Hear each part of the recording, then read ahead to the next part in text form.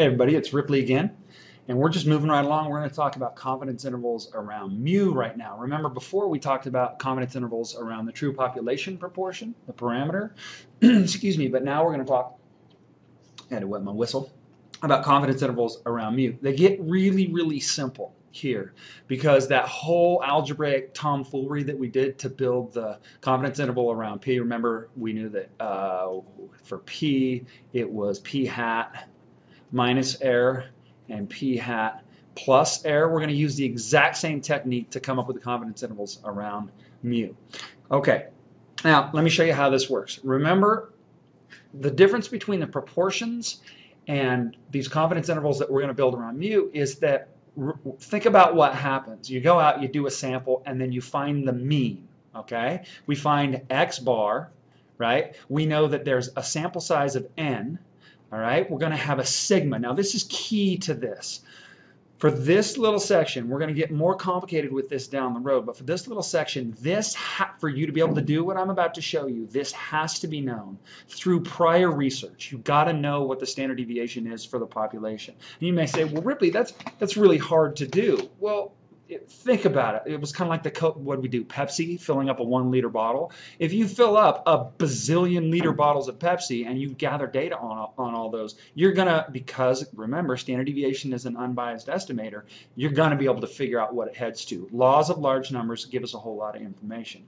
Now, just like we did with proportions, except with half the work, we're going to use the fact that, remember, combined with the central limit theorem, we know that x bar minus mu over sigma over root n is equal to z, and then we're on the standard normal curve. All right, now think about what we did around proportions.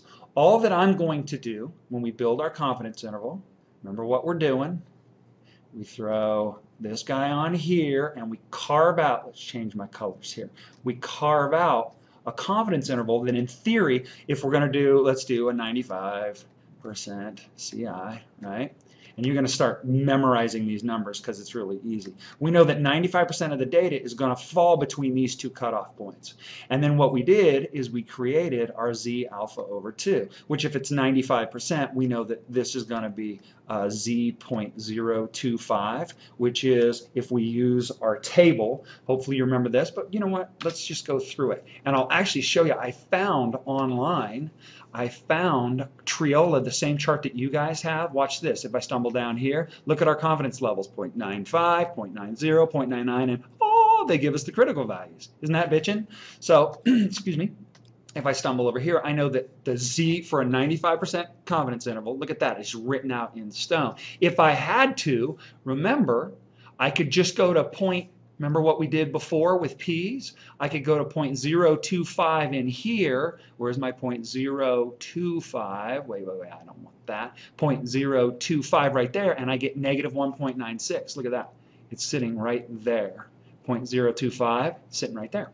And I got negative 1.96, again, because of the symmetric property of the normal curve. We're in business. So this is going to be 1.96. Okay, now that's for a 95% confidence interval. If we want, see this? This is a really useful thing. If I want a 95 or a 90% confidence interval, I don't know why I would, but the critical value is at 1.645, or that z alpha over 2. If I want 99, then it's 2.575. All right, so let's get back to this. Let me show you the algebra behind this. It doesn't take long, and it falls really naturally from what we did before. Now remember, this z alpha over 2 is going to be a plus or minus. This is going to be a negative 1.96 or a negative 1.645 if we're doing a 90% confidence interval, or a negative 1. What was it? I forget what it is, but it doesn't matter. But just remember that this z alpha over 2 is going to be a plus or a minus.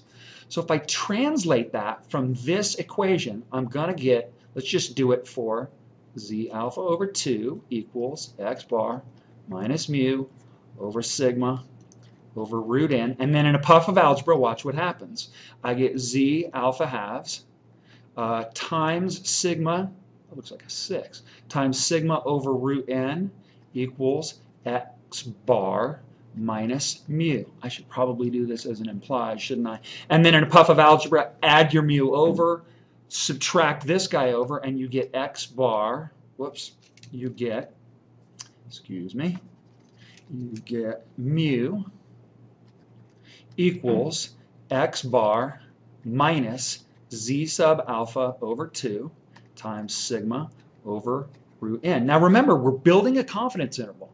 So what we end up with is, because we chose the positive z alpha over 2, what we end up with is x bar minus z sub alpha halves sigma over root n. That's the left-hand side. Now, if we choose the negative z alpha 2, if we choose this guy, is it relatively easy to see that I would have a negative here, and I would have a negative here, and then I would have a positive there. So I end up with x bar minus z alpha halves times sigma over root n. And what we're building is SCI that we hope contains the mean somewhere in here. That's all that we're hoping for. So I've got, I know that my mean, if it's a 95% confidence interval, and I do this process over and over and over and over and over again and allow the law of large numbers to take effect, then what ends up happening is we will end up with a probability of 0.95 that the mean will fall in those guys. In other words, if we have 100,000, then the mean should fall in 95,000 of them. Now, and again, there's probably this aching little voice in the back of your brain that's saying, wow, that means 5,000 of my confidence intervals are not going to contain my mean. You are absolutely correct. There's no doubt about it. Okay? All right, let's build one of these guys. Just for giggles. What would be fun? Let's see. Let's go back to our Pepsi problem, okay? The exact same Pepsi problem that we did before. I forget, what did we say? We took a sample of, oh man, I'm going to have to find that one. But I'm going to simplify it this time. I'm going to say that we took a sample, oh, it was 49, wasn't it? Because it made it nice and pretty. And I said that sigma was actually, I think it was 2 milliliters, and our x bar was 999 milliliters. Okay? Now I'm going to build I'm going to build a 95% CI around the mean, okay? Around mu. And watch what happens. So it's actually very, very simple. It's a one-step process.